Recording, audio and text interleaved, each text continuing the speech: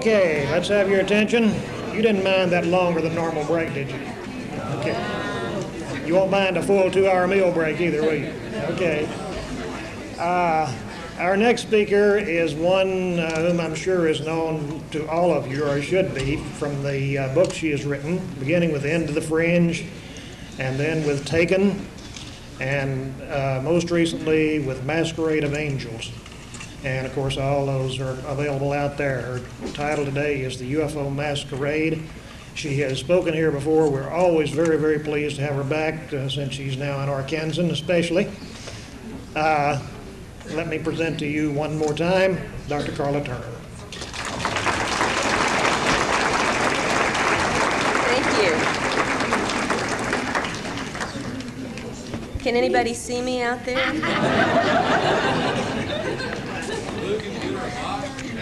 I need a Coke carton, somebody to stand on here. All right, how about sound? Are we okay on that?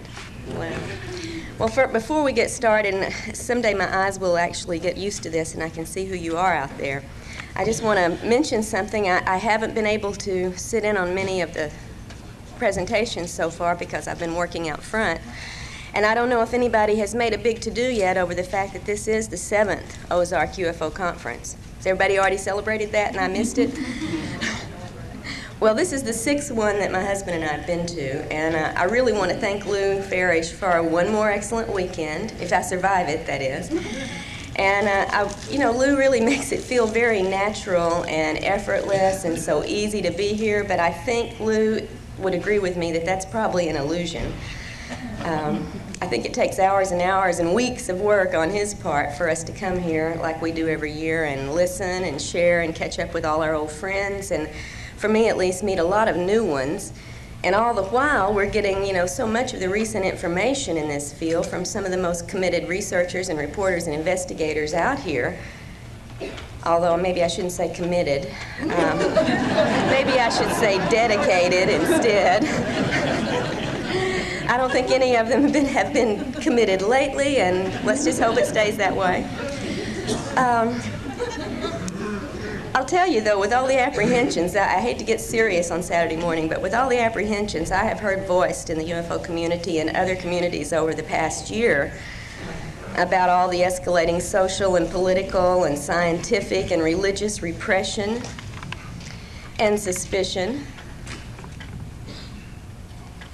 and polarization, and even fears of some new incarnation of totalitarianism, though, you sort of have to wonder just how long we're all going to be able to continue to do what we're doing this weekend and to research and report and educate ourselves and others about the real nature of this phenomenon. So let's all take advantage of it while we have the opportunity here. Many of us attend a number of these conferences, and I think we read a lot of the relevant books in the magazines and journals, and we have a great network of friends and connections all over the country, all over the world, in fact, with whom we share information. And I just want to say, no matter what our differing views may be about the ultimate nature of this phenomenon, I think we all must agree we're living in a very exciting world and a very exciting time. We all feel this. The more involved we are in the field, the more deeply we feel this. But the truth is that the rest of the world isn't watching what we're doing. I would remind us all that the UFO community is very small. It's very isolated from mainstream society in a certain way, although we're all out there right in the middle of things individually. And the things that we take for granted, most of society takes for science fiction, or fantasy, or hoax. And they pay very little conscious attention to us. Now, the reality of this phenomenon is not part of their perceptions for the most part, and until it is, I feel that we have a strong obligation to try to do something about that. As an abductee in a family of abductees, I know that it's real, what we're dealing with. As a researcher and a reporter about other people's experiences, I know that it is widespread, and that more and more people every day are becoming aware of just how real and pervasive and globally important this agenda of improbable contact and intrusion must surely be. I think the nature of this phenomenon admonishes all of us to become researchers and reporters, and most of all, educators. The whole world should be watching and listening, don't you think? And we need to do it. That's our job. But instead, right now, as we're meeting here and delving into so many different aspects of this field, most of our friends, our families, our co-workers remain in that blissful state of unawareness. So we all have a job to do. But that's not to say that no one out there is listening and watching, however, and one of the things I want to discuss here is the information about those folks who are paying attention to us, our own government, which we will get to a little bit later. I'm going to be very limiting on the topics I discuss here because I could talk the rest of the day on the 2 books and the information that I've been fortunate enough to learn from the people with whom I've been doing this research, and I'm not going to do that to you. It's Saturday. If you were partying last night like I am, the sooner we get to the cartoon and get out of here, I think the more rested we'll be for the things coming up the rest of the day, and there's some extremely important talks going to be going on later. But I'm going to limit my talks today to just a few topics that I feel are crucial. And these include the use of illusion and deception in the UFO and abduction scenarios, and also the nature of some of the physical procedures which abductees report experiencing during these encounters.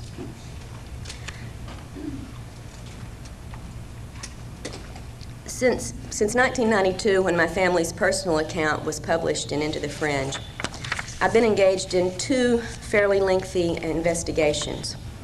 And the results of this work we recently published in the books Taken, Inside the Alien Human Abduction Agenda, and Masquerade of Angels. And although Taken was published first, I'd actually been working with Ted Rice and Barbara Bartholick on the research that led to Masquerade quite a while before the work in Taken. So I'm going to refer to Masquerade's material first this morning.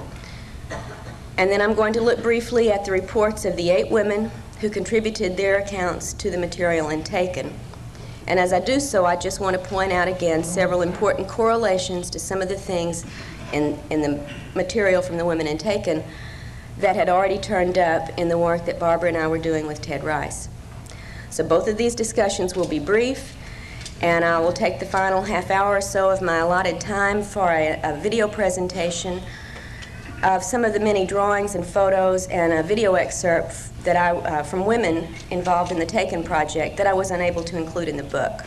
That's one of the things I really wish we could have done, was to include a number of these illustrations. So I'm going to do that today to try to make up for what we were not able to do in the book. In 1991, when I first met Ted Rice, I was naturally intrigued by his memory of a mass abduction experience in Shreveport, Louisiana. But I had no idea that looking into his report would lead me into areas that I'd never had to deal with before in this field. Accounts of angels and apparitions, of bargains made with ghostly guardians, of spiritualist philosophy and psychic work assisted by spirit guides. I mean, all of this was part of Ted's extraordinary experiences, but it was not anything in my field of expertise, believe me.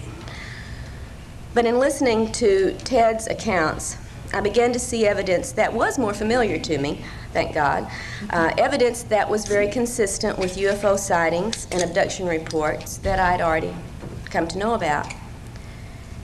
And since Ted had recalled an abduction involving a number of people, I wanted to see, first off, if there were any confirming evidence that we could locate.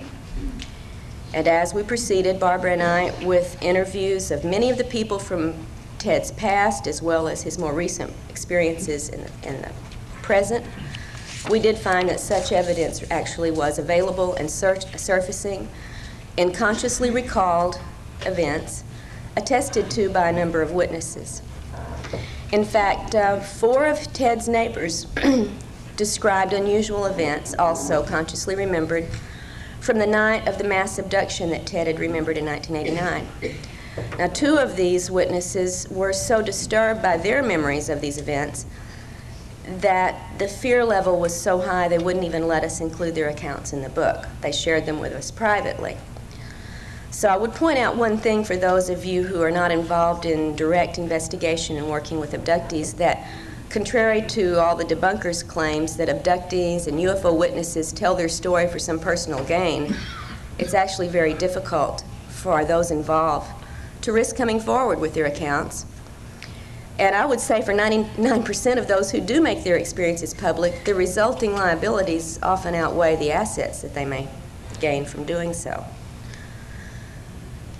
After thoroughly interviewing Ted about his conscious memories, we both felt that there were important gaps in several of these events that were worth investigating with hypnotic regression. And I'm not going to take time here today to argue the merits and the problems of regression work, but I will say that in my experience it's proven to be a very useful and manageable tool of research, and that without it I think we would be left to deal only with alien-controlled information which abductees are sent home with after their experiences. Now, it's important to note that at the time Ted began his work with Barbara and with me, he had been involved for most of his adult life in spiritualist work. An extraordinary series of encounters that he had in Sun Valley, Idaho, with a mysterious woman, beautiful and young, who called herself Maya, first introduced Ted to metaphysical matters and also made him aware of his own psychic abilities. I would remind you that Maya is the Hindu term for illusion, by the way, and that Maya also turns up in a number of other people's experiences, often in the guise of some Pleiadian star being. Ted, at the time of meeting his Maya, had no thoughts on these lines, no information about such things, and certainly took her simply to be the very mysterious, beautiful woman that he experienced. In the account in Masquerade of Angels, however, you will find that there was more mystery to Maya's presence there in Sun Valley than Ted had any idea of at the time he was engaged with her.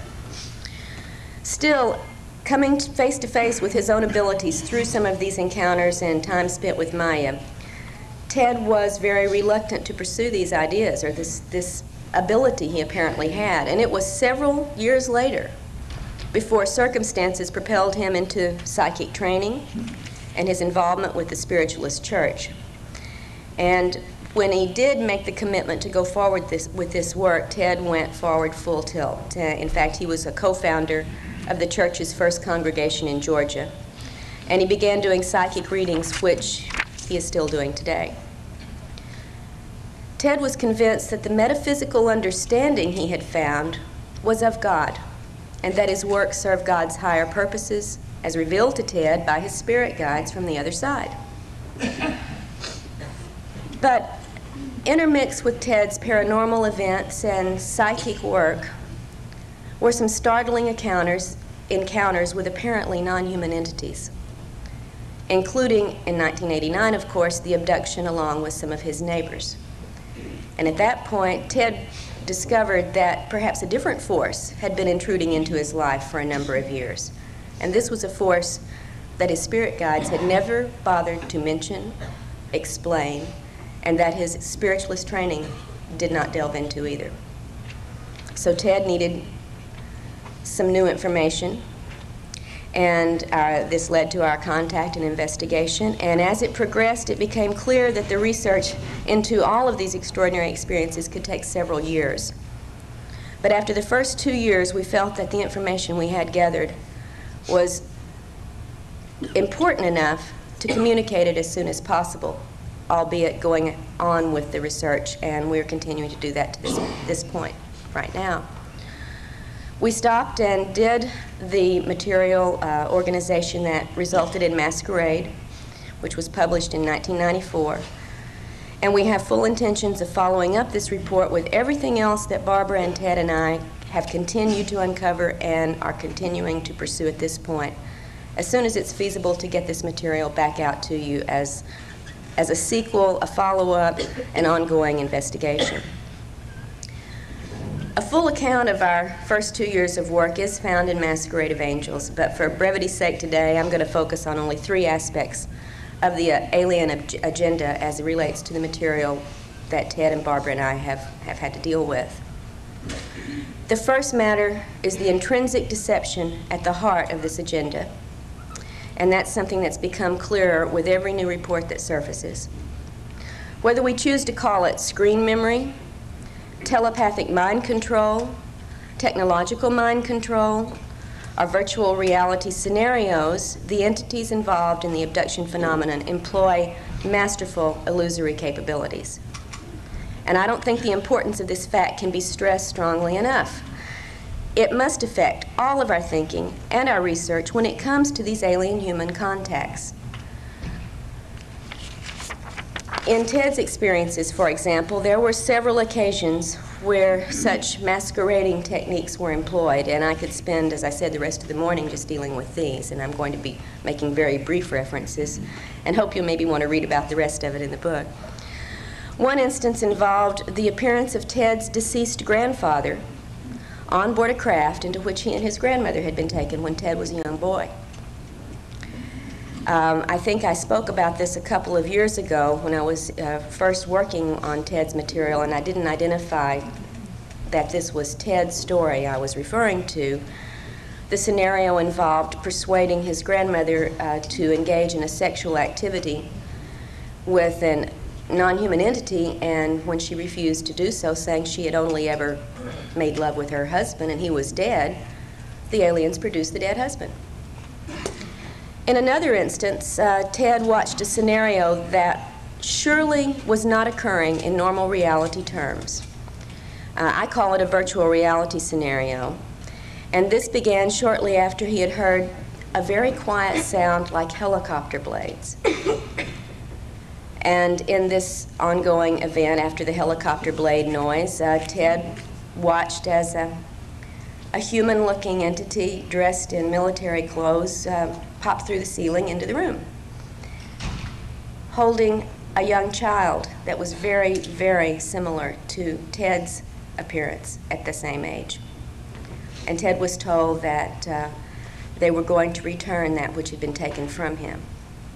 And an account of what followed from that, again, is in the book, and I won't take time to recite everything there to you, but the virtual reality event, there were certainly no human paratrooper popping through the ceiling carrying a young child in reality terms. But the illusion was quite as real as you and I here today. But perhaps the most illuminating of such events that we were able to investigate involved Ted and another woman, a woman who witnessed a third person, another woman, undergoing her own virtual reality episode, again marked at the onset by the sound of a helicopter. Now, some of you may be quick, as they say in the O.J. trial, to rush to get judgment on this and conclude that these events were generated by some terrestrial, governmental, or military covert mind control operation. After all, we've got helicopter blades out there. But it should be noted that only the targeted person in these events heard the helicopters, while others in the same house or same room did not. I don't think our terrestrial helicopters are that selective in the noise they generate.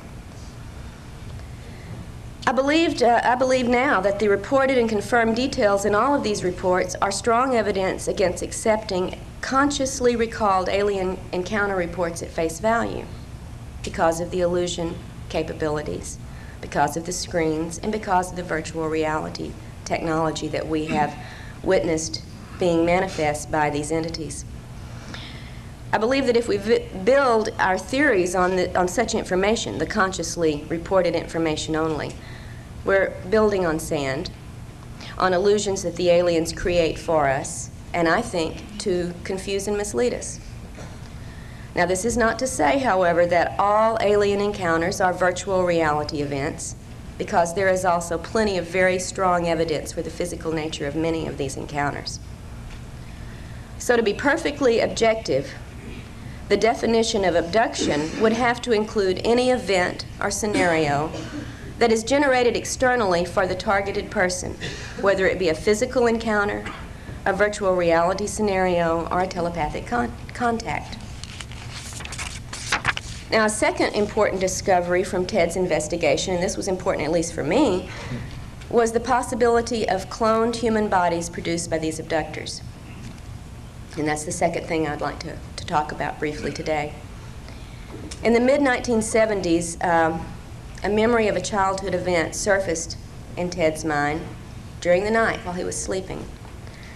And in an altered state of consciousness, he got out of bed and went to his typewriter in the middle of the night and wrote out this memory as a story. In 1991 and 92, when Ted and Barbara began a series of regressions, it popped up in these events, this scenario that Ted had recalled as a story, but a very different version of that basic story emerged. A version in which he went through what can only be called a horrific experience, in which his original body he perceived as being killed and taken away, and his essence, for lack of a better word, we could call it soul, energy, or whatever term one would like to use, was contained temporarily in a black box, placed on a counter, and transferred shortly thereafter into a cloned copy of young Ted's body. This was his perception of what occurred with him, and this is the first time I had ever heard of such things really in any detail. Now, when we made our external investigation, interviewing people who were part of Ted's family and friends at the times many of these things occurred, several pieces of corroborating items did come out, all of which I tried to present fully in the book, but just briefly, one of the most telling, for me at least, was interviewing Ted's mother. And at the time that Ted recalled being transferred into a different body, his mother recalled the suffering he went through for weeks afterwards, feeling that his body was on fire, having to soak him repeatedly in ice water, trying to bring him some comfort, and noting that the childhood diseases that Ted had had before the cloning recurred afterwards. Excuse me. The third point that I want to correlate with information from subsequent investigations in the accounts taken concerns the possible involvement of human, apparently military, personnel with certain abductees. Now, if nothing else, this involvement of some authoritative agency within our government should tell us that our decision-making powers that be, the structure that pretty much controls how we deal with this phenomenon as well as with everything else going on in our society, takes this phenomenon very seriously. I would guess that most of you here have already learned about the many hard pieces of evidence that do reveal the government's knowledge of and involvement with the UFO question. Such classic presentations as those in Clear Intent and Above Top Secret can point you in the direction of getting your hands on the paperwork generated by the government that makes it very clear they have involvement they have never been willing to discuss with the public. Now, the evidence for military involvement with abductees, I will admit, is much less well documented, certainly, but for the individuals who are on the receiving end of this activity, it is very compelling and very traumatic. There are two basically different bodies of data relating to the possibility of human involvement.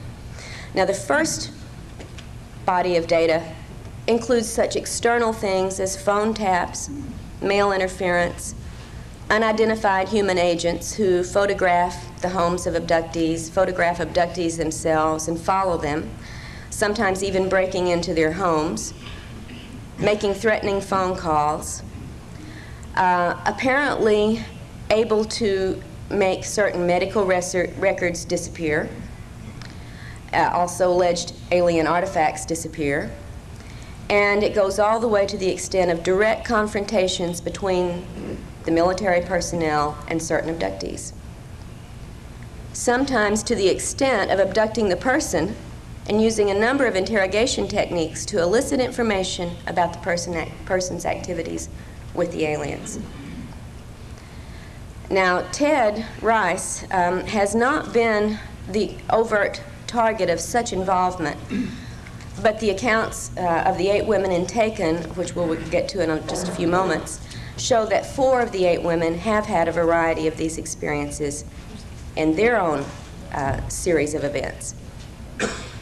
But the second body of data concerning human involvement deals with facilities, typically underground, in which aliens are often seen to be working with human, military, and scientific personnel. For me, and I think for all of us, probably the big question is whether these facilities and this level of cooperation actually exist, or if abductees report these events because they've been presented with some type of unreal scenario, much as we're presented with the showing of a movie when we go to a theater. Until we have located such a facility, externally verified its existence, and exposed the activities going on there that abductees report, this question's got to remain open. All we can say for sure is this: a number of unrelated accounts include descriptions of such facilities, usually with reference to either scientific or military activity, although there is a third set of reports that describes something much more disturbing, and this is one of the things that turned up in the case with Ted and with certain others who are part of a great deal of investigative activity on Barbara's part and my part, that are, well, I'll just try to give you a little brief scenario of what Ted consciously recalled about this third type of human underground facility. In the mid-1980s, Ted awoke one morning with conscious memories of an altered state event that occurred during the night.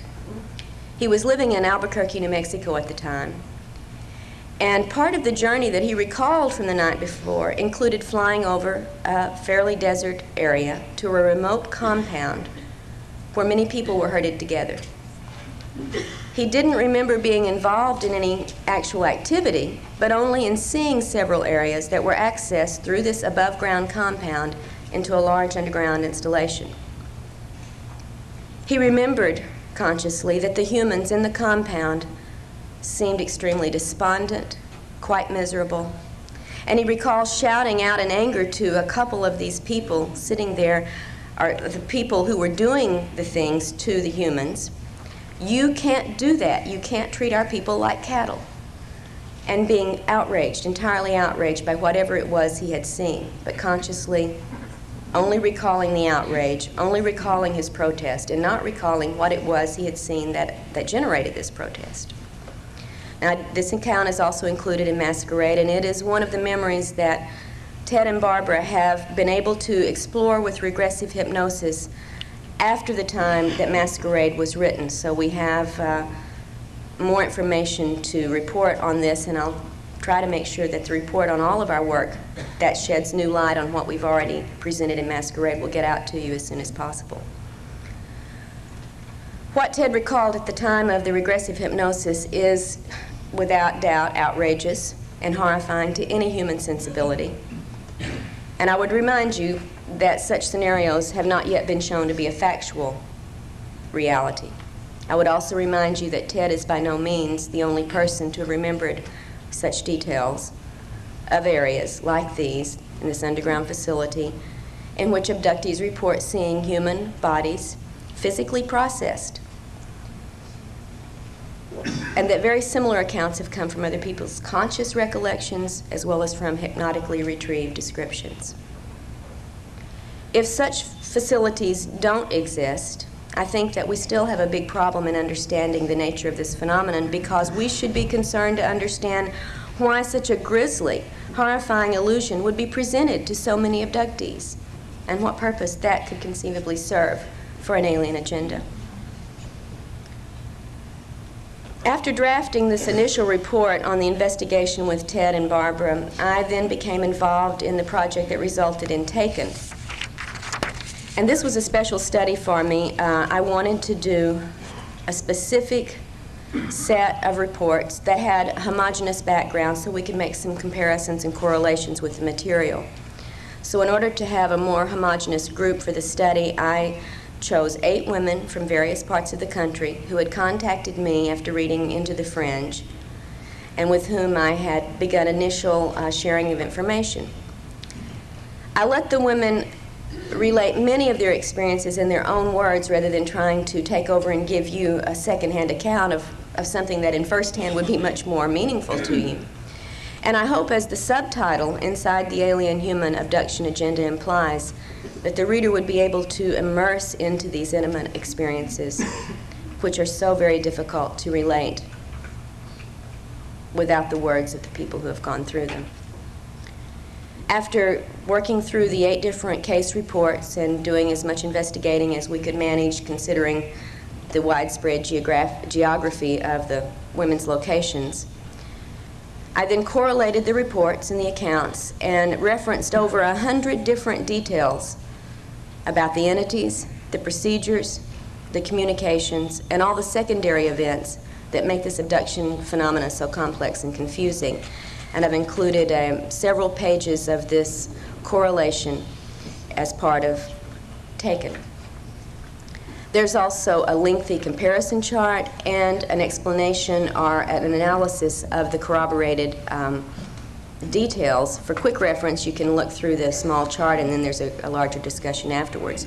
But the correlations that we focused on covered 10 categories: types of contacts, types of entities, types of physical exams and procedures, types of other activities, types of communications, settings for these encounters, reports on the bodily effects from the encounters, reports on external effects in the environment of the abductees, and after effects on the abductee, as well as correlating certain items of personal history, such as ethnic background, etc. Now, for the purpose of this brief presentation this morning, I'll only focus on a handful of examples from the reports of these 8 women, but I would like to identify them in their location. Pat in Florida, Polly in New York, Lisa in Alabama, Beth in Puerto Rico, Angie in Tennessee, and Jane, Anita, and Amy from 3 different areas of Texas. Now, to begin with the evidence of human involvement, 4 of the 8 women, namely Pat, Lisa, Beth, and Angie, have reported face-to-face contact with military personnel in a variety of situations. I think you will find the most surprising to be that of Pat's family's experience. And it is confirmed by all of her living relatives, and there are only a couple left after the length of time between the event happening and us beginning this investigation. The members of Pat's family in 1954 included Pat at the age 12, a brother and a sister, her mother and stepfather, and a grandmother, all living in a rural location. And they were part of the entire family having an alien abduction and subsequent contact by the military.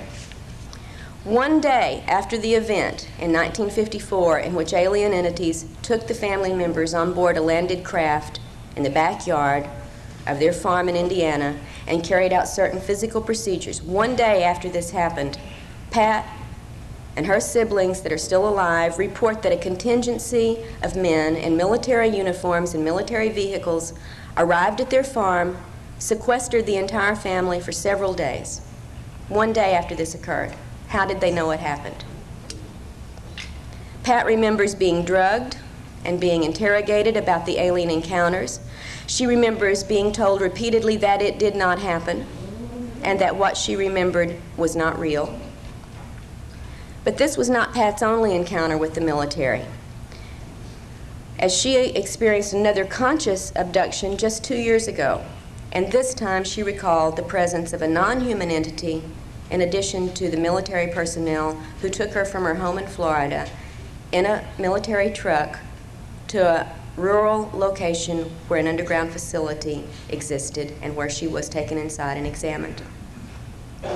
Both Lisa and Angie also reported interrogations by human agents and abductions by human personnel in which they were questioned and physically examined or underwent certain other physical procedures, which I recounted it, or let them recount in their own words in the book.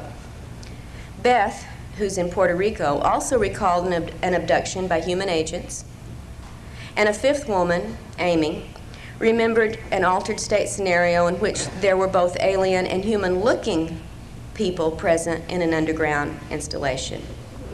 Although, as she says in Taken, there were reasons to doubt the strictly human nature of some of the men she did encounter there. They looked perfectly human, she said, except for their eyes, which had the vertical slits. Most of the 8 women in Taken also report the typical type of human interference signals, such as phone disruption, helicopter overflights and other aviation activities over their homes that would indicate a terrestrial source. And I've even witnessed on one such occasion, while talking on the phone with Angie, an interruption and a comment by the human who was monitoring our phone conversation. As Angie and I were discussing on the phone a statement made by one of the humanoid-looking aliens in one of her recent experiences, she asked me if I thought the alien statement that their origin was somewhere in the area of Cassiopeia was a possibility. What did I think about that? And as we discussed this, a completely human male voice intruded into our phone conversation after a little electronic zipping noise and said, quote, "There's a lot of them out there and we know where they come from." And then he zipped off the line, and that was, you know. So, no, it's not all secondhand information that I'm reporting. We do have occasions to witness this ourselves. There's also a number of reports from the women that indicate a variety of illusory scenarios, one of the points I wanted to stress today, sometimes involving sexual situations, sometimes involving prophetic dreams or visions, and sometimes clearly screened memories of real encounters that left them with false recollections rather than with the real details of these events. I'd like to use my remaining time to discuss the nature of the physical procedures, however, reported by many of these women, and these women are very typical and representative cases for so much of the material reported that never gets to you or to me because it's kept very private and very confidential. Because I think we need to be aware of just how physically oriented so much of the abduction agenda really is. In addition to the bodily effects you're already probably familiar with, including rashes, hair loss, eye problems, nausea, and for women especially gynecological problems and irregularities, the greatest area of concern, in my thinking, is that of the implants, the devices that several of the women, like so many other abductees around the planet, describe as being inserted into their bodies. I think the most intriguing information that I report and taken, and that in fact I've come across in all of this work, has come from Amy's account of this altered state scenario I referred to briefly, where she was taken to an underground installation. She felt this was what she perceived. And I would remind you as I go through this brief presentation that in every encounter, the human's state of consciousness is externally altered and controlled in every encounter. And knowing the virtual reality capabilities and the screen abilities, we need to remember not to take everything as being the gospel truth that people come away remembering. Now this has, however, been explored with some very thorough regression work, and so I do feel a little more confident in what I'm going to tell you about Amy's memory of this event today than I would if it were strictly her conscious recollection. In part of this scenario, Amy recalled going into the underground room, full of equipment, typically described from other alien encounters and other underground facilities, by the way, and seeing quite a large number of alien entities working here in this environment. But as I said earlier, there were also several human-looking men present, at least human-looking except for their eyes. One particular alien in the group that Amy perceived to be a female interacted with her directly. And this female alien began, basically, with an apology to Amy for the intrusions that some of her race were making into human lives. This entity proceeded to explain that she and her group were working with some humans to try to counteract what the rest of her group was doing to us. All right, so we got to get the setup here on what Amy is being told. As the entity explained the negative nature of these intrusions for which she was apologizing, she then told Amy she wanted to remove 2 implants. This is one of the things they were doing to help counteract this negative intrusion activity, was to remove implants that the other group was putting into humans. And Amy recalled having an implant removed from one of her ears, and another smaller metallic implant removed from the base of her neck, her skull. Amy was told by the aliens several things about how these implants functioned, and she reports that she was not happy to hear that they could be used to control the implanted abductees in any number of ways. Now, the area into which the newer implants are inserted, Amy was told, corresponds to the part of the brain known as the reticular formation, and it doesn't have anything to do with zetas, by the way. Thanks to Marianne Friedman, who's here this weekend from Arizona, and who was wonderful enough to share a lot of her research into the medical aspects of this brainstem activity. I want to just briefly refer to this, and then on Sunday morning, Marianne is going to go into a little more detail at one of the mini sessions, so I encourage you to listen to this material. The functions of the reticular formation that Marianne got me started looking at are staggering. And I'm sure some of you have been through this already. For me, it was just information I had to recorrelate with the accounts of the implant reports, especially those that Amy had relayed to me from her friendly implant-removing alien. The function of, I'll just read you a very brief statement from Nigel Calder's book, The Mind of Man, one of the earlier classics of our modern time, on brain activity and brain research. And here is a quote about this reticular formation area. If the primary job of the brain is to enable its owner to respond effectively to events, the strongest claimant for mastery is not the roof or the cerebral cortex at all, but the brainstem. The brainstem net is well placed to monitor all the nerves connecting brain and body. It knows what is going on better than any other single part of the brain.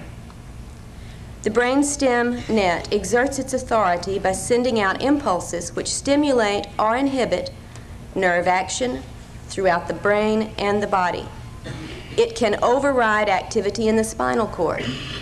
It regulates the signals from the eyes, the ears, and other sense organs, thereby providing an agency for selecting what is to be attended to from moment to moment.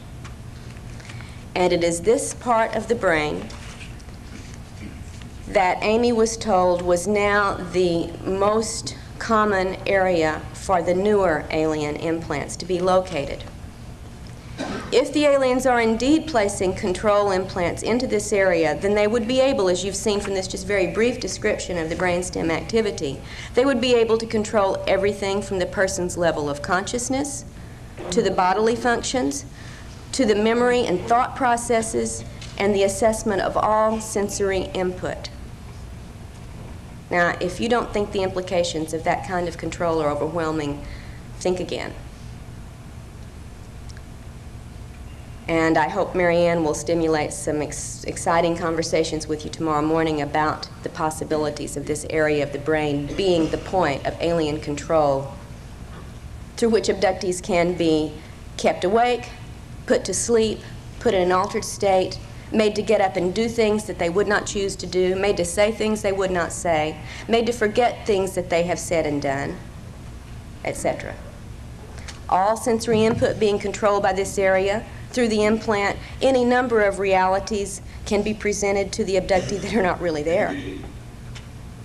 And what one remembers is controlled through this area, so the repression of memory of these events is very easily controlled as well.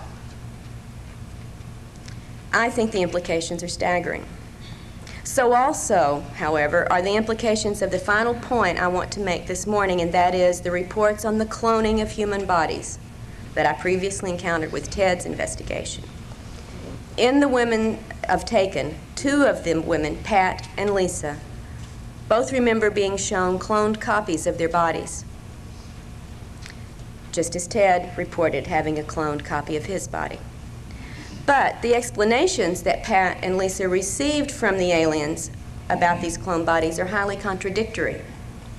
As I talk about in the book, Pat, whose alien experiences, now this is the woman who had the 1954 family abduction in Indiana, followed by the military's arrival and sequestering and drugging and so on.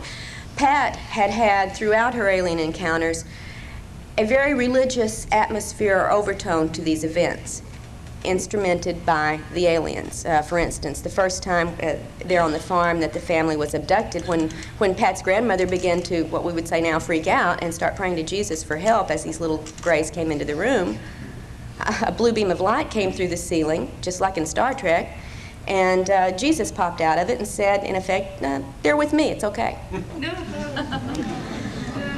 And as I'm very fond of saying, and I don't know why I like this so much, except it always gets me, I asked Pat what Jesus looked like, and she said, oh, he was beautiful. He was so awe-inspiring. He was blonde-haired and blue-eyed, and just beautiful. And I said, hey, Pat, you know, look back at the New Testament. I don't think that's what Jesus probably looked like, historically speaking. And it went right over Pat's head, and she said, with, you know, tears of joy in her eyes, well, this one did. They knew how to push Pat's buttons. She was a very religious person.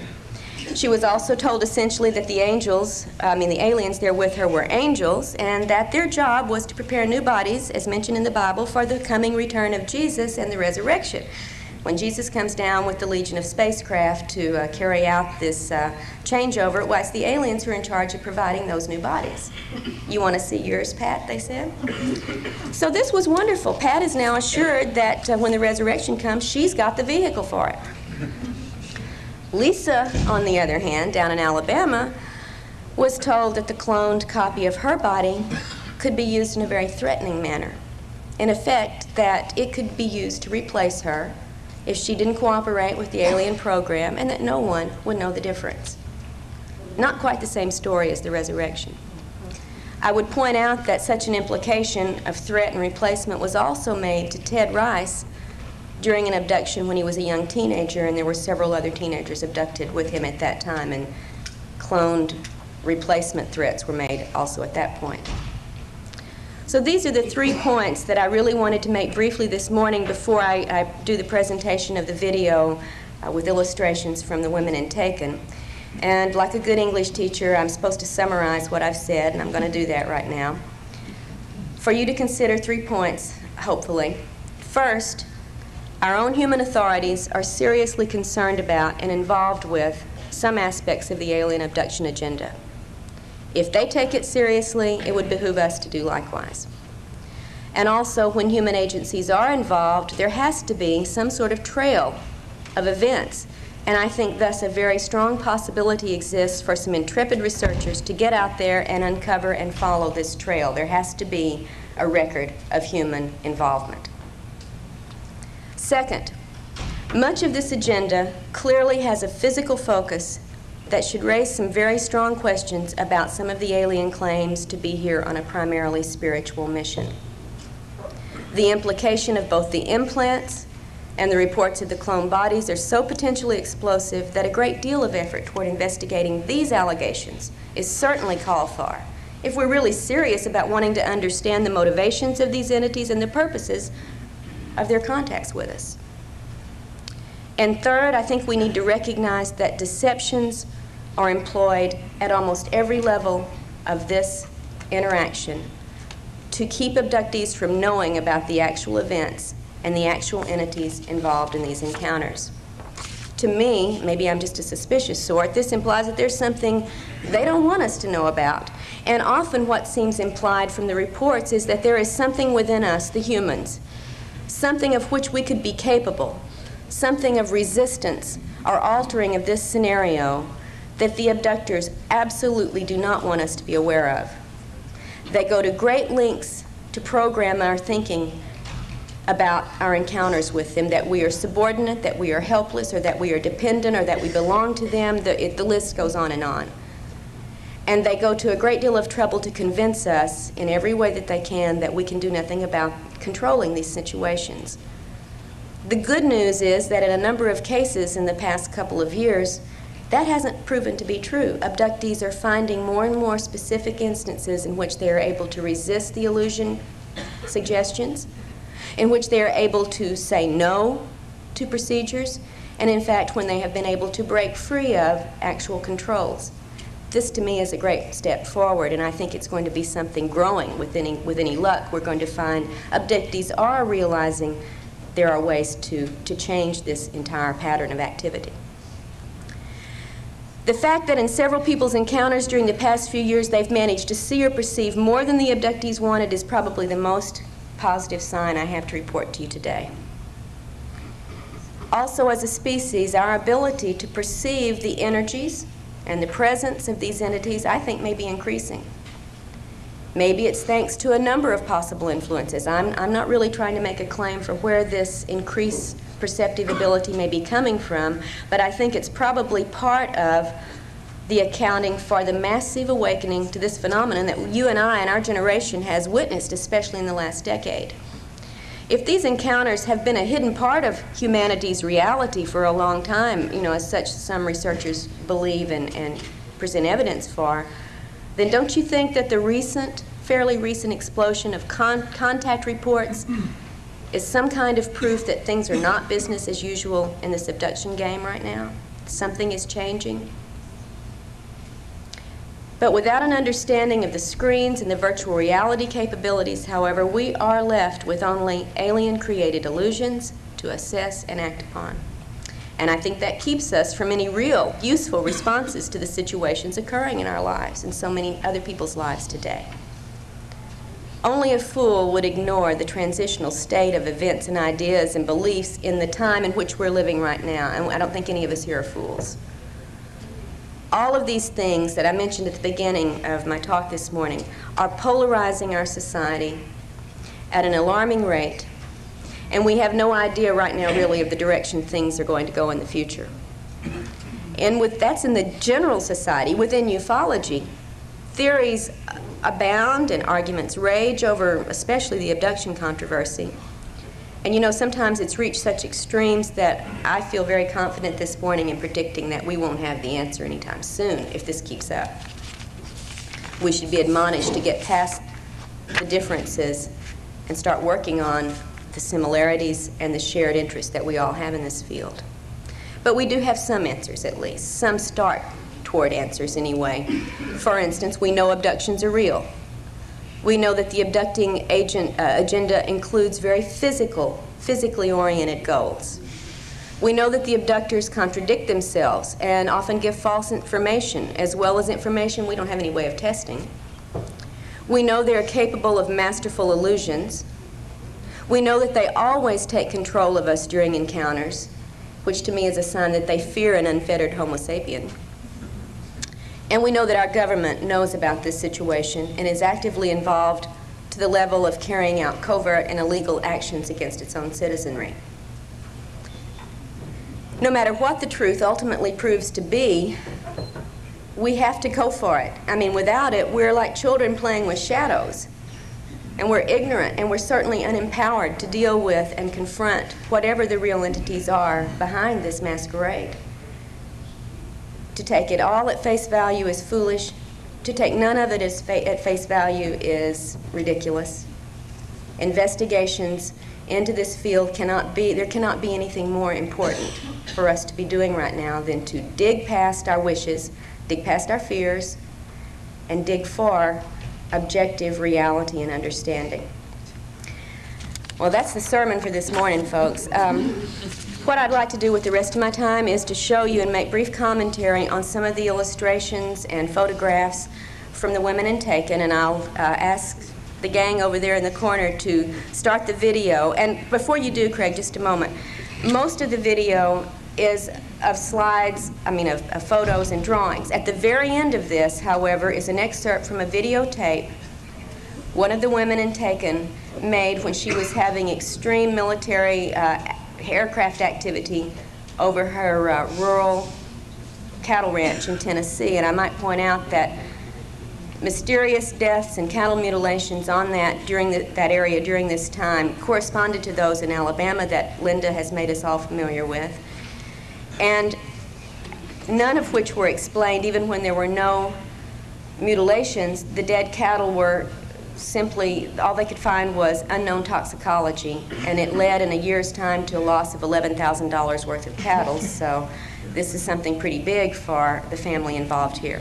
So there will be a little bit of video at the end of this. So Craig, let's go for it. This is the farmhouse in Indiana in 1954, Pat and her siblings and her mom. This is where the aliens abducted the family, and then the next morning the military came and sequestered them. This is the only drawing that Pat has made of later experiences. She called that little device the soul machine, and she sat on it and ran her hands over those little holes of different colored light, and she heard a sound they told her was the sound of her soul. I'd love to hear about other reports similar to this if any of you know of them. This was also in the facility where she was shown the cloned body. This is Polly's drawing of some of the bulbous, wrinkled-headed aliens. She said they almost posed for her to get this conscious memory. You know how often they don't give you very much to take back consciously. And this kind of alien description has turned up in other people's reports. We'll see one more in here, in fact, in a little bit.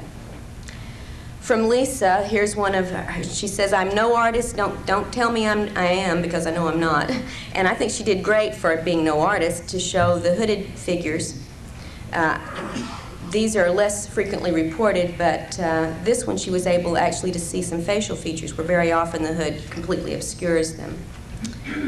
This is Lisa's drawing of another of the bulbous-headed entities, sort of similar to what we saw with Polly's drawing earlier. And these have been reported in a number of other cases as well. Not your typical gray or reptoid or insectoid, but something seeming to have more of a porpoise-type bulbous forehead. A typical gray in a hat, right? And this happens. I remember seeing one myself when I was quite young. She said this was surprising because its mouth would open, and we have a few cases where the little slit has actually opened.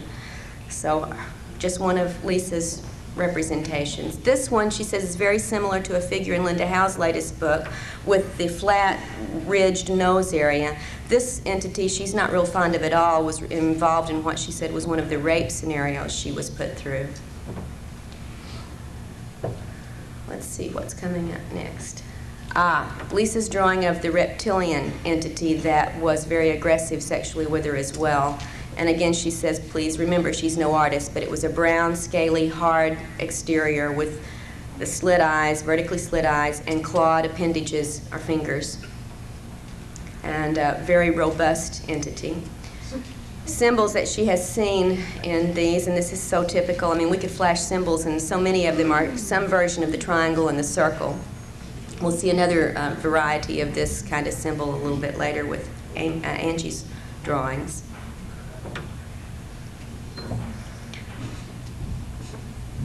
From Anita in Texas, this is a drawing of what she called the tan ones, and she makes a very big distinction between the tans and the grays. She said the grays could care less about us. They're very official or impersonal, but the tans seemed to go to a great deal of trouble to make her want to love them and to elicit love from her. She remembered at one point patting it on the face and saying, too bad it's not real.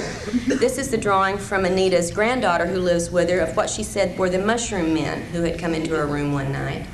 These, however, she said were no more than maybe 1.5 feet, 2 feet tall. And you note the drawing details that she is included in 4 fingers and so on. Here's Beth's drawing in Puerto Rico of one of the doctors on board who dealt with her and her entire family in 1978 when they had a massive abduction. Jorge Martinez investigated a lot of this case, but it's only been reported in Spanish so far, so, except for what we have in Taken. Widow peak hairline, very typical reported humanoids. When Beth recalled being taken by the military to a desert area where there was an above-ground compound area, much like what Ted described, being then taken again underground through this adobe or old-type structure into a room with military where she said 2 men in astronaut suits made a presentation here in this underground room to her and a number of other military people who had her there. And she was there not by invitation but by duress. So very similar to what Ted had remembered from the mid-'80s event in Albuquerque. We don't know where these facilities might be, but you know, Kirtland's not that far away. One of Jane, also one of the women in Taken from Texas, one of the photographs of a UFO, Jane's entire scenario began with a number of overflights of UFOs witnessed by neighbors and relatives, and she was instructed on this day to clean her camera, get new film, and go out. They were going to be there. And this is one of the shots. Some of the body marks that we've talked about so many times, the triangle of punctures on Jane's arm, are typical of what most of us have had recurrently. Let's see if we can go on to some other physical marks, I believe, here. We'll see a little bit later, if not right now. I can't remember the order of these things. Yeah, this scoop mark on Jane's leg. Now, there are some scoop mark reports that we've had, including one in the family, where after the scoop begins to heal, a waxy grayish substance oozes out of this for a while, and then it heals up to the regular scoop mark that we know, and this is one instance of that happening with Jane. Jane's drawing of a memory of being before this council of long-haired, light entities. She cannot recall what they were telling her, however, but this was the best she could do to capture the feel of these faceless entities. And again, this is often a similar situation reported by other people, including one other in the book taken, Amy. An unusual scenario, Jane recalled only snatches of an encounter in which she saw robed aliens at work in one of the facilities, and she heard them listing certain places in the Texas, Louisiana area by name, certain towns and locations, and then the words activate, activate, activate. The little black box, the memory of the faces, seeing her feet as she's being carried out of here, all just very partial glimpses from an event with in Jane's recollections. And the little black box is very similar to the box used in Ted's cloning soul transfer event. And you notice these weird black tubes coming out. We're going to see that later in other drawings. Jane's most intense recent encounter she tried to relay in a series of paintings, being on the desert planet, so many people report, seeing the UFO coming in, being under control where she couldn't move, and then watching a series of changes where the UFO seemed to beam down this illuminated globe-type structure with markings she couldn't really capture in all their detail. And then this going through another stage of transformation from this globe-like decorated object to a floating dark globe with antenna that began to come very close to her, so close that she became fearful she was going to be knocked off the mesa where she was sitting. And the last conscious memory she had of this event was of this globe coming up right to her face. Under regression, we found out some more information about what went on, including an implanting procedure that this globe was involved with in Jane's suppressed memories.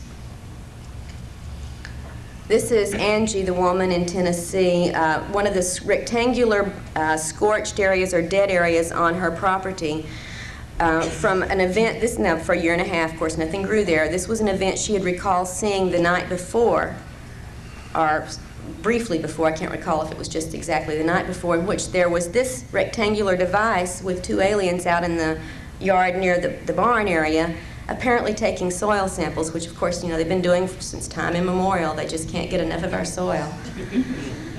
But the mark on the ground was physically there for quite a while. And if anybody's willing to pay for some soil sample testings, we've got some. Here's the area of the rural cattle ranch where the mutilations and unexplained deaths have occurred. And you're going to see video from this area of overflights. I just wanted you to see how remote this was from any, you know, highly populated area. One of the unexplained deaths, this was not a mutilation, it was the report from the vet was unknown toxicology, and there were a number of other cases both in the Tennessee and Alabama area during this time. But there were also mutilations among the cattle on Angie's property. There's one that seems to be almost an interrupted mutilation. I'd love to get Linda's analysis of this. You see a triangular patch of skin has been cut but not taken off yet. The jawbone has been cleaned. It's like something either was human activity mimicking alien mutilations or an interrupted mutilation of some sort on a calf there. Angie's fetus, after an alien implant that she later miscarried, she actually retrieved the fetus, but under control, of course, took care of making sure it did not, well, it was retrieved by aliens, she believes, the day later. But she saw the size of it and the features of it. She said when they came back to induce the miscarriage that this was the instrument, the long instrument that was used to induce the miscarriage vaginally, and then this little container was, she said she had no idea what the little container was for, but she did remember that also being present on the bed in her bedroom when they came to cause this loss of the child. Some of the marks from some of Angie's experiences, again, the sets of punctures, correlated with consciously remembered events.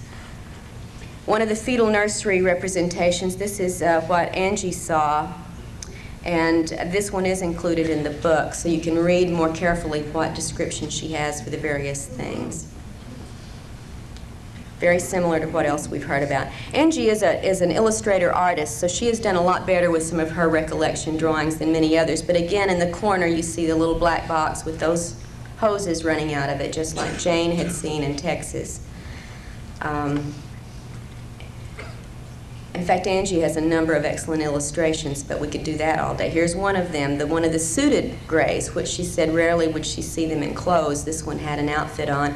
And she didn't know what the little jumble of shapes on the table was. She said, maybe it was art. I don't know. Nothing was explained to me. She also had encounters with, actually 7 different alien physical types. This one with the bumpy skin, the bumpy joints of the fingers, etc. And some of the aliens with which she had contact were completely human-looking, although they didn't act human, they did look human, notably brown-haired and blonde-haired humans. Here's one of the brown-haired woman and man, and he's got some equipment. We can't really see it very clearly here, as if he's scanning, I don't know, the air or something, taking readings of some sort, and the woman escorted Angie into back to the craft for her encounter later on. This was just out on her property. This one, both Angie and her husband recalled the little troll-like or dwarf-like entities coming into the room, and in fact it was her husband who was taken away in this encounter. And they both remembered all of this consciously.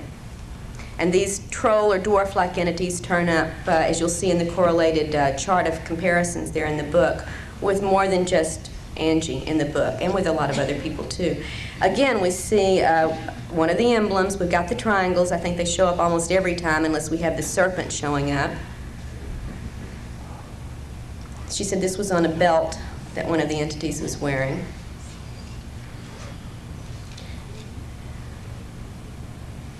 Our timing is a little strange here. Okay, one of the craft that Angie recalls seeing out over the property, and I have not seen a report exactly like this one before, but wanted to include some of the anomalous drawings rather than just the typical things that we often get reports about.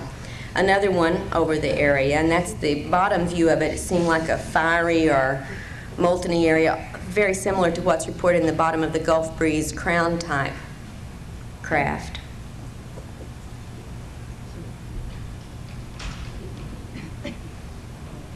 And that craft here, you can see for comparison of size, Angie below and the craft above when she was being beamed into it.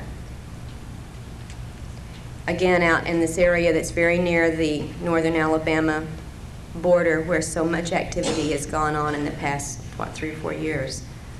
This is a ground plan of one of the rural military facilities to which Angie was taken. A series of buildings, of areas where craft were parked, of a perimeter fence. This was, and of a rural dirt road. She was taken into one of these buildings and interrogated. And there were a number of other humans there, she said, apparently also abductees besides military personnel. Close-up of the view of the building into which she was being taken, and one of the people who was escorting her.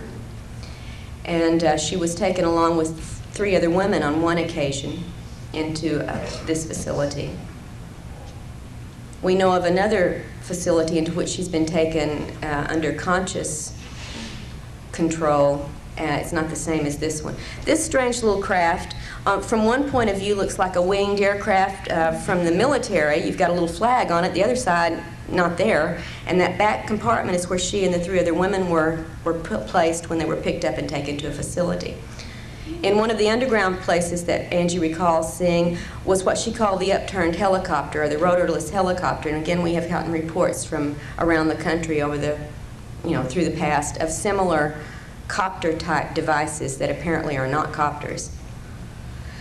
2 pictures. Angie was taking pictures of overflight trails, and here it just does not show up. So, but if we could look at these up close, these are taken identical, moments apart, snap, snap. And in one is a very small object that under enlargement appears to be spacecraft. It's not there in the other one. So we need more analysis on that. Now on to Amy in Texas. This is a drawing of her conscious recollection of her first UFO sighting in Denton, Texas in the early 1980s. And there was a missing time episode and a very confusing screen memory overlaying what she consciously recalled from this. Amy recalls being taught many things by the entities that have worked with her, including, as here with her 2 young daughters, being shown how to pass through solid objects. And since she had mastered it, now they were going on to the daughters. Of course, she can't do it when she's not with the aliens. One of her daughter's drawings of a ball of light that she has seen a couple of times in the house, and this is a young child's drawing. She says she's only seen this one a couple of times. It's 2 to 3 feet wide, but the one she has seen more frequently is much smaller, like a probe device that we've heard reported numerous times. This one being slightly different, as you'll see here. She said it's like a wiggly tail appendage coming off of this one, but she says this is frequently in the room with her. And she doesn't seem to be fearful of anything to do with these probes, these light sources, although she's not real happy when the aliens have interacted with her. This is a recent just doodle that the daughter had made at 8.5 years old that the mother managed to get me a copy of, and you can see a lot of the what she's doodling out here obviously has some significance to the abduction experiences she's had. Amy's memory of consciously waking up as she's floating down her hallway into the kitchen and out the back door in one of her events. She said that was the conscious part. After she got outside, she didn't remember anything, but you can imagine waking up floating and being a little bit surprised. She quite was. This is the FEMA Underground Center of Government facility across the street from which Amy lived at the time she was abducted and taken to an underground facility with human and alien entities. This is also the same facility that was less than 2 miles from the house my husband and I lived in when he was abducted by military and taken to an underground facility. Just thought you might want to drop in and tour the place. Her screen memory began with this abduction where the alien apologized and removed the implants, with seeing what she thought was a big moon with the entities floating above them. A lot of this is from conscious recollection, and some of the drawings are also from what she gleaned through hypnosis. She recalled being in her dining room where these the non-Earth representatives, as she called them, and the human representatives first came to get her to take her to this facility. And the men all look quite human. She said, in fact, she almost thought she recognized one of them as a political figure, but she wasn't really certain. She was told they were ex-professional pilots, military people, and so on, but when she got up close to one, she could see the vertical slit eyes and began looking at the other men and said she was aware that they had contact lens coverings over their pupils. And without the coverings, with the coverings, they just looked, she said you couldn't tell them from your neighbors. She was told to not remember this scene, and she fought very hard to do so. The facility room into which she was taken, now the little drawing at the front of that is Amy with the female alien who was apologizing and removing the implants. She said the entity had a plastic-like mask over its face, and it's very confusing what the purpose of that might have been, because if it was to keep the eyes from having any kind of control, certainly it didn't work, because the eyes were the only thing that actually did show on her face. And we'll see that a little closer up in just a moment.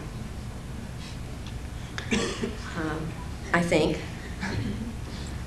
Yeah. Amy's drawing of the removal of the implant from the ear, which seemed to be of a malleable, flesh-colored substance, and when it was pulled out of the ear and shown to her, it disintegrated. And we have another report, Barbara Barthlick has another case report where an identical ear implant did exactly this when removed. It just broke into pieces and dissolved, disappeared. But she said when she looked at it before it changed, she could see what were embedded in it, like finely placed little wires or filaments that were in this biological-looking or flexible-looking material that was very flesh-colored. Then the removal of the implant from the base of her neck, and there is still a little white circle from where that occurred. At this point, there was nothing on that we had evidence of from the ear removal. This implant was more typical of some others we've seen on drawings and x-rays, metallic filament rod with little filaments on the end. She shows here, as we talked about earlier, where the implants are, the old implants were being placed, and the new ones, she's told, are going into the spine, the brainstem area. And the alien told her about some of the newer implants. Now this is the drawings of first the instrument used to remove them, the little biologically flexible looking ear implant, the spot on the back of her neck, and the implant that was taken out of that spot, the rod with little filaments on the end. And this is also in the book, one of the illustrations we were able to include. She said that she was told newer implants are being placed through an area behind and slightly below the ear and into the base stem of the brain area and the medulla oblongata. She said they look like little tiny metallic Tic Tacs, and that the alien told her these were the new ones. She remembered getting the close-up, eyes-to-eyes things and having information imparted to her about the nature of the implants. Consciously, she did not remember much about it, but she did remember she was very unhappy about what she was told.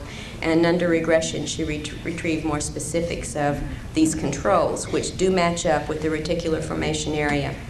A more recent daytime sighting right over the Dallas-Fort Worth airport at noon when she was out on lunch break, she said was so amazing because she saw what first looked like 4 UFOs flying in a formation. As they got closer, they looked like airplanes, again in formation, and then as they kept flying, the airplanes lined up and became a solid circular object.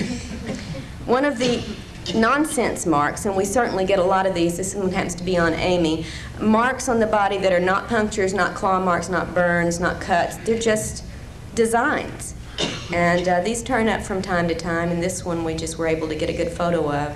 And finally, Amy's drawing of some of the helicopter harassment that has plagued her and her family ever since she made contact with me and began working on exploring her case. And of course, many of us, including our family, have had this over and over and over.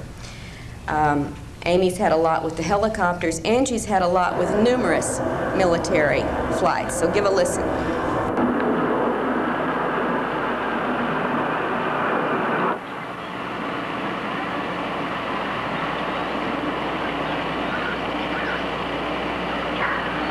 The second time it circled. February 22nd, 1:35 p.m.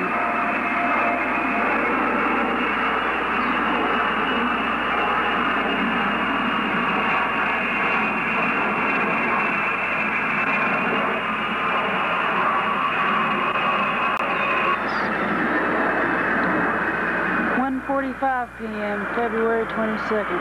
10 minutes later, it's back circling.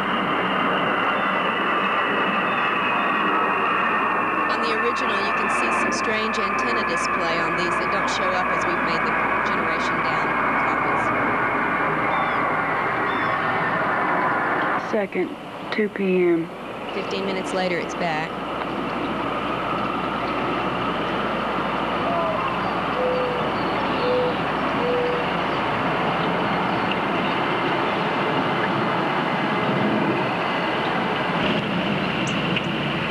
(2:15 p.m., February 22nd. 15 minutes later, it's back.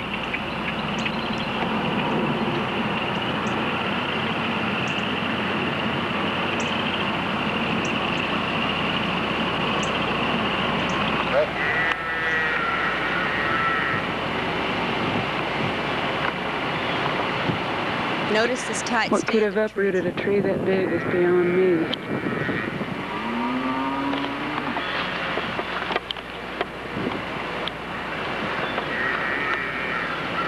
February 23rd. This is the day after the repeated overflights. There had been rain, but no storm that night.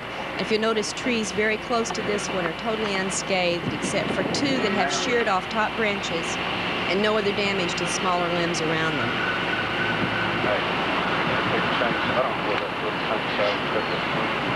Perhaps it's just coincidental, but it was the day following all of this activity, so she wanted to include it in case there was a relevance. You can see there was living wood. It was not a dead tree, albeit this would make you think so. We have samples from the tree, and it was still alive at the time this occurred. Go up.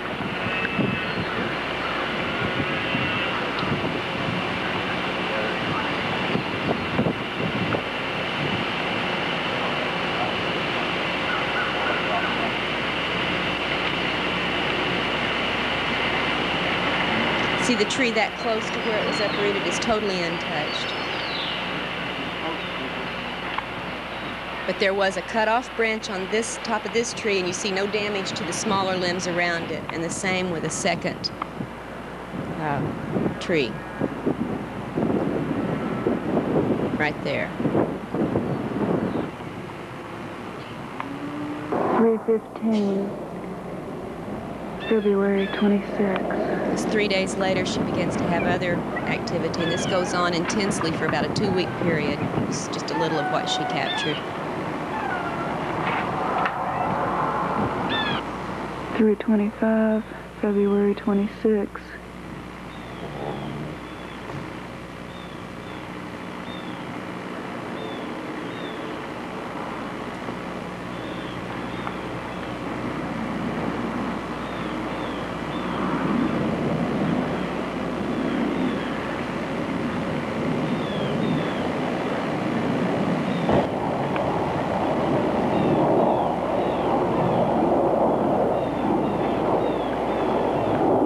Third time it's circled.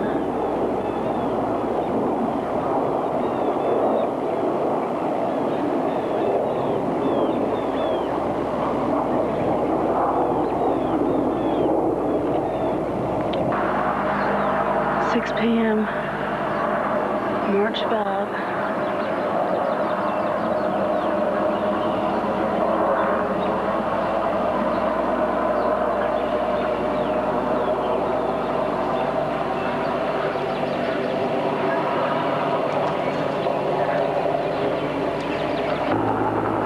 6:50 p.m.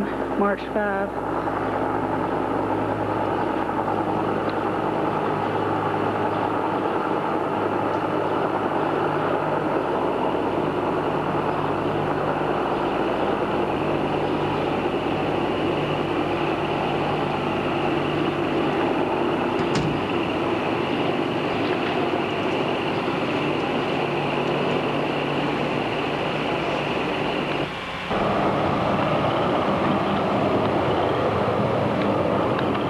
March 6, 3 p.m.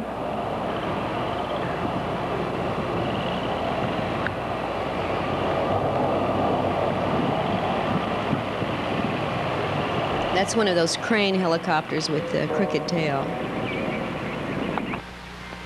Okay, Craig, that's all. Thanks.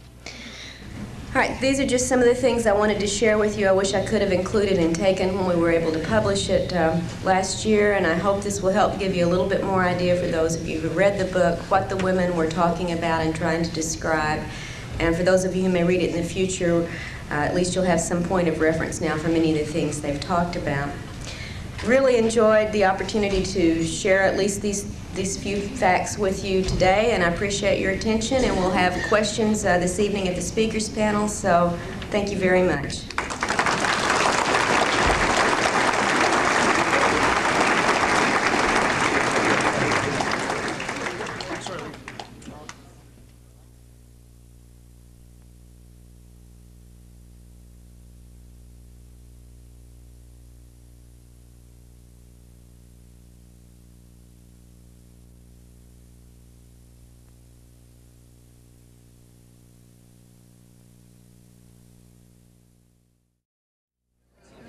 Okay, let's have your attention. You didn't mind that longer than normal break, did you? Okay. You won't mind a full 2-hour meal break either, will you? Okay. Our next speaker is one whom I'm sure is known to all of you, or should be, from the book she has written, beginning with End of the Fringe, and then with Taken, and most recently with Masquerade of Angels. And of course, all those are available out there. Her title today is the UFO Masquerade. She has spoken here before. We're always very, very pleased to have her back since she's now in Arkansas, especially. Let me present to you one more time, Dr. Karla Turner. Thank you. Can anybody see me out there?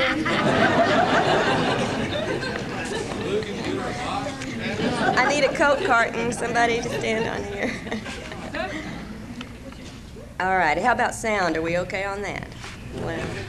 Well, before we get started, and someday my eyes will actually get used to this and I can see who you are out there, I just want to mention something. I haven't been able to sit in on many of the presentations so far because I've been working out front.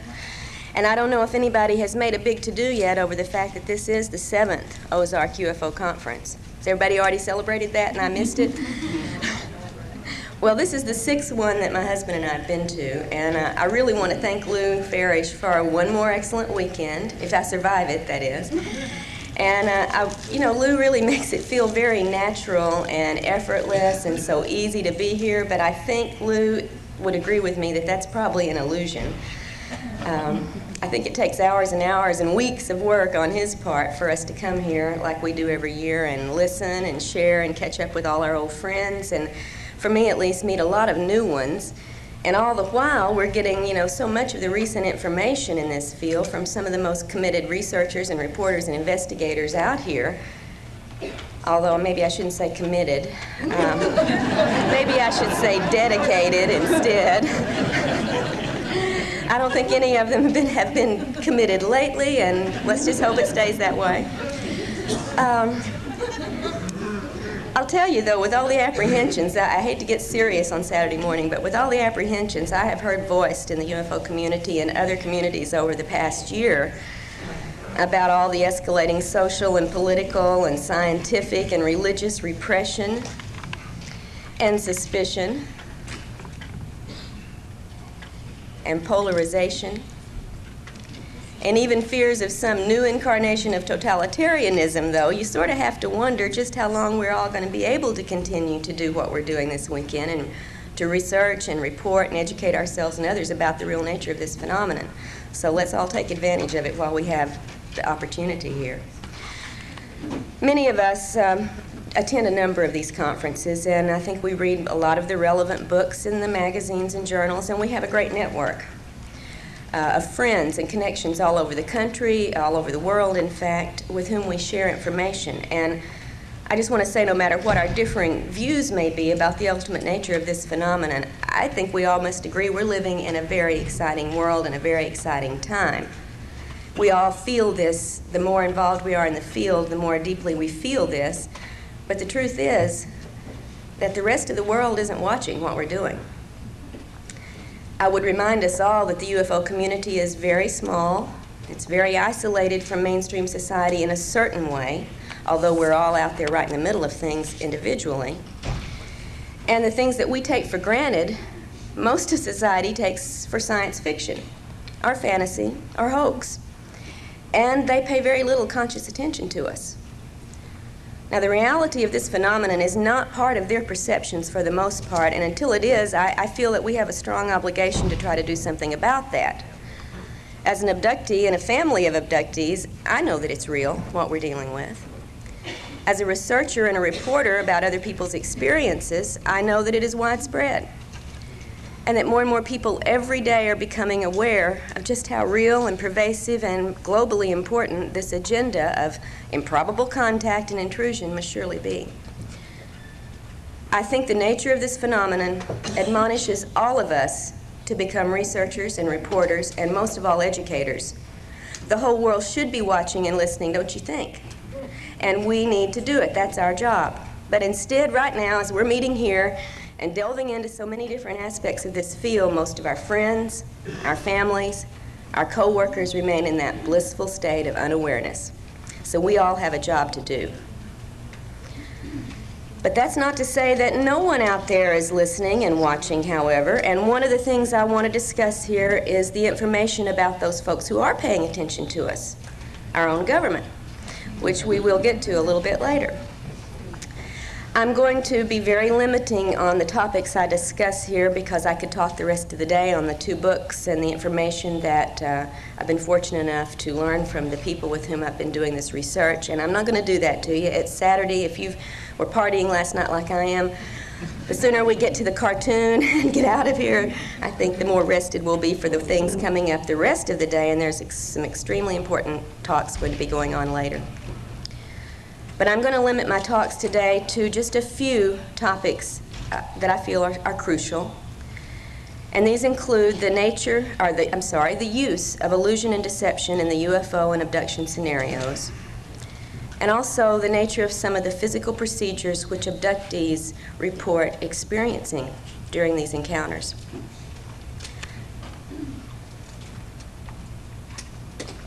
Since 1992, when my family's personal account was published in Into the Fringe, I've been engaged in 2 fairly lengthy investigations. And the results of this work we recently published in the books Taken, Inside the Alien Human Abduction Agenda, and Masquerade of Angels. And although Taken was published first, I'd actually been working with Ted Rice and Barbara Bartholick on the research that led to Masquerade quite a while before the work in Taken. So I'm going to refer to Masquerade's material first this morning. And then I'm going to look briefly at the reports of the 8 women who contributed their accounts to the material in Taken. And as I do so, I just want to point out again several important correlations to some of the things in the material from the women in Taken that had already turned up in the work that Barbara and I were doing with Ted Rice. So both of these discussions will be brief, and I will take the final half hour or so of my allotted time for a video presentation. 9% of those who do make their experiences public, the resulting liabilities often outweigh the assets that they may gain from doing so. After thoroughly interviewing Ted about his conscious memories, we both felt that there were important gaps in several of these events that were worth investigating with hypnotic regression.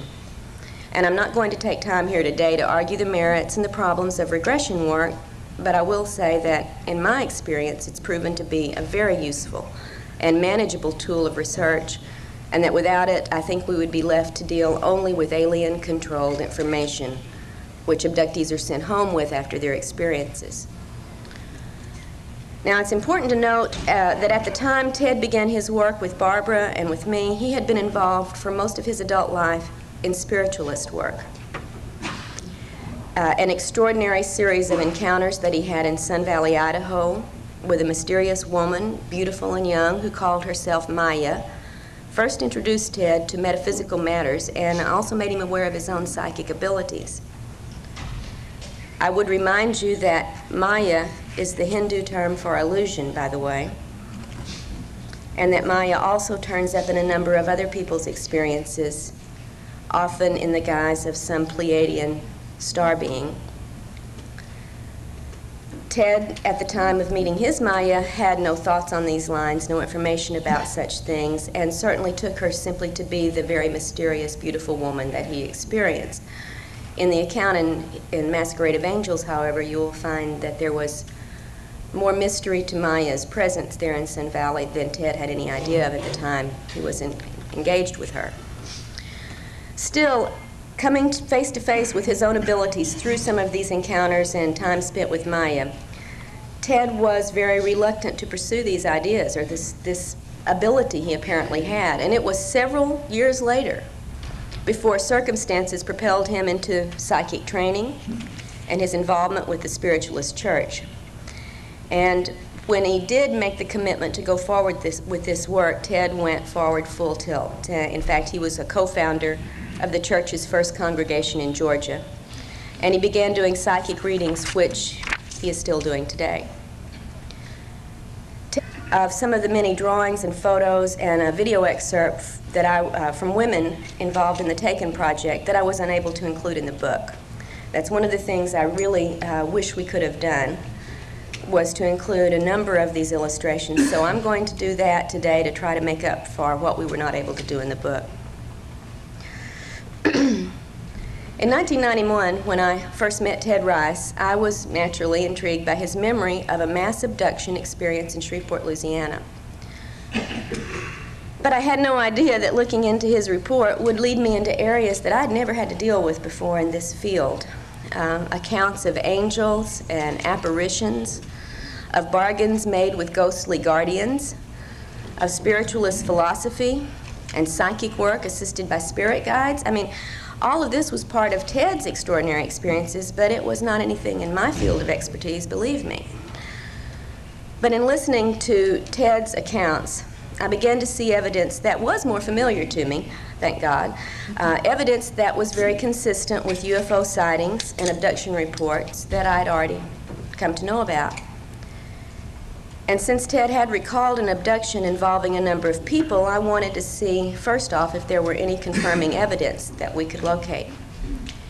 And as we proceeded, Barbara and I, with interviews of many of the people from Ted's past, as well as his more recent experiences in the present, we did find that such evidence actually was available and surfacing in consciously recalled events attested to by a number of witnesses. In fact, 4 of Ted's neighbors described unusual events, also consciously remembered, from the night of the mass abduction that Ted had remembered in 1989. Now, 2 of these witnesses were so disturbed by their memories of these events that the fear level was so high they wouldn't even let us include their accounts in the book. They shared them with us privately. So I would point out one thing for those of you who are not involved in direct investigation and working with abductees, that contrary to all the debunkers' claims that abductees and UFO witnesses tell their story for some personal gain, it's actually very difficult for those involved to risk coming forward with their accounts. And I would say for